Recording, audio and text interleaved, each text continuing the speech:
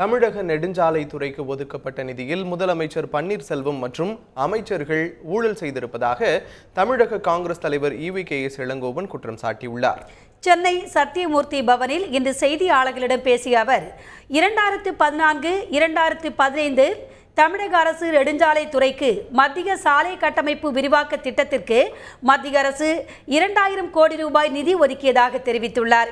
இதில் 13.5% அளவிற்கு முறைகேடுகள் நடைபெற்றுள்ளதாகவும் அவர் குற்றம் சாட்டியுள்ளார். இந்த முறைகேட்டில் தமிழக முதலமைச்சர் பன்னீர்செல்வம் மற்றும் அமைச்சர்களுக்கு பங்கு இருப்பதாக அவர் தெரிவித்துள்ளார். இந்த முறைகேடு குறித்து முதலமைச்சர் பன்னீர்செல்வம் விளக்கம் அளிக்க வேண்டும் என்றும் இளங்கோவன் வலியுறுத்தியுள்ளார். தமிழ்நாடு நெடுஞ்சாலை துறைக்கு 2014-15க்காக CRIDP ஃபண்ட், அதாவது சென்ட்ரல் ரோட் இன்ஃப்ராஸ்ட்ரக்சரல் டெவலப்மெண்ட் புரோகிராமத்தின் கீழாக 2000 கோடி ரூபாய் தரப்பட்டுள்ளது. இந்த 2000 கோடி ரூபாய் அதிலே கிட்டத்தட்ட 13.5% கமிஷனாக, அதாவது லஞ்சமாக முதலமைச்சர் வாங்கி இருக்கின்றார்.